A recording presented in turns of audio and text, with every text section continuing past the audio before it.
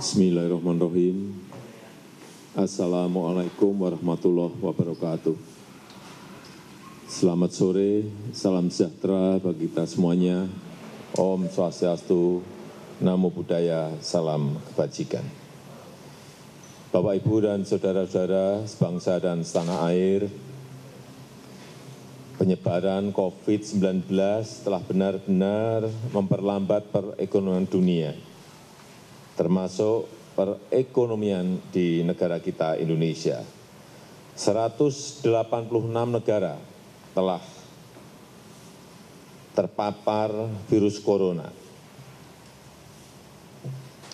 Pemerintah terus bekerja keras untuk mengantisipasi hal ini, untuk mempertahankan daya beli masyarakat, untuk mengurangi risiko PHK, dan mempertahankan produktivitas ekonomi, produktivitas masyarakat di seluruh wilayah tanah air Indonesia.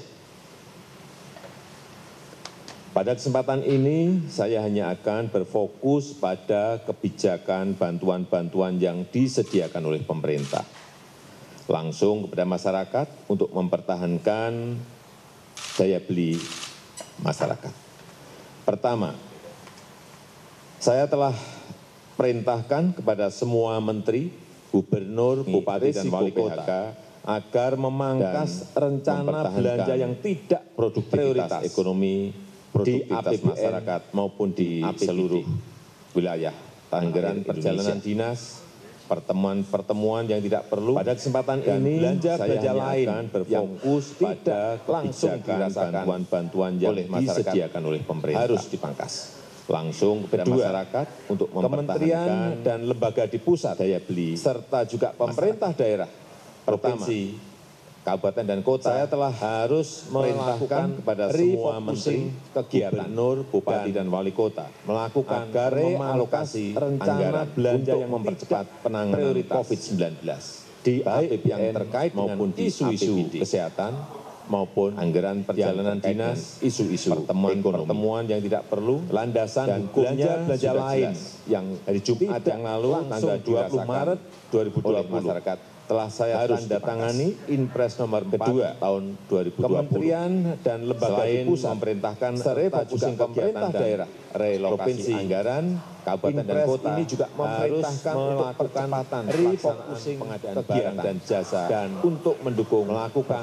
realokasi anggaran untuk mempercepat sekali lagi bukan hanya untuk baik yang terkait kesehatan isu-isu kesehatan, tapi juga untuk penanganan yang dampak dengan isu-isu ekonomi.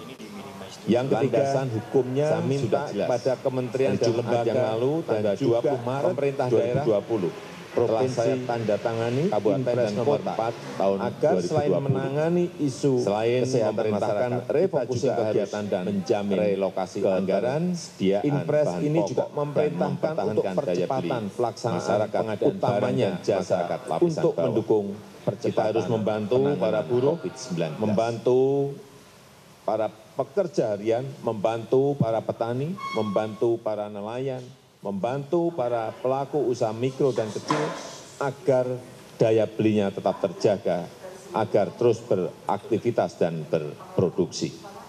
Keempat, saya telah perintahkan agar program padat karya tunai, sekali lagi program padat karya tunai harus diperbanyak, harus dilipat gandakan dengan tetap mengikuti protokol kesehatan untuk pencegahan dan penularan COVID-19, yaitu dalam bekerja harus menjaga jarak yang aman. Program padat karya tunai di beberapa kementerian seperti Kementerian PUPR, Kementerian Perhubungan, Kementerian Pertanian, Kementerian KKP harus segera dieksekusi.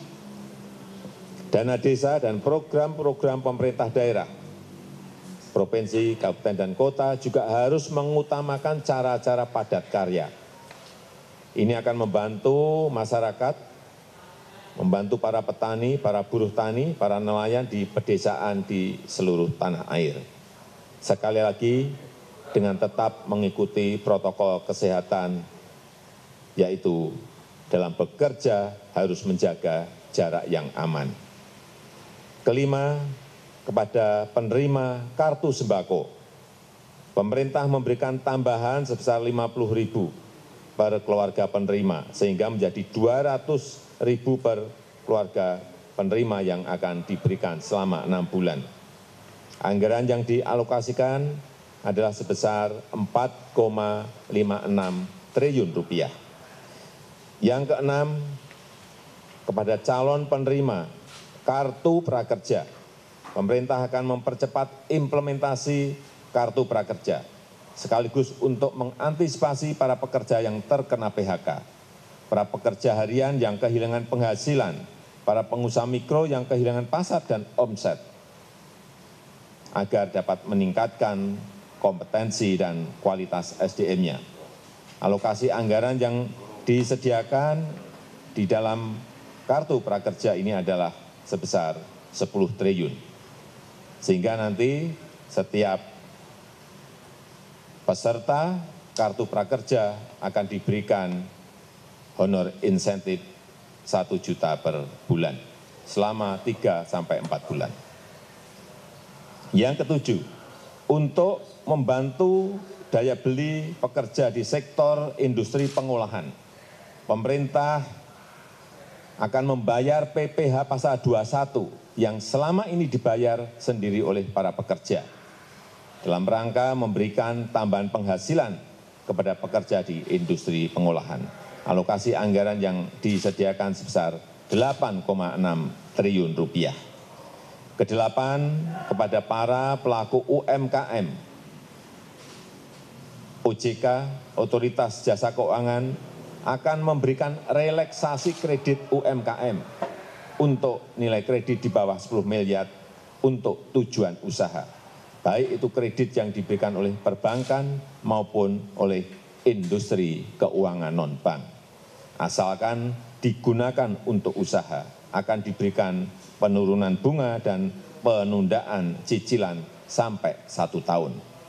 Oleh karena itu, kepada tukang ojek, kepada supir taksi yang sedang kredit kendaraan bermotor dan kredit mobil, nelayan yang sedang kredit perahu tidak perlu khawatir, pembayaran bunga dan angsuran diberikan kelonggaran 1 tahun.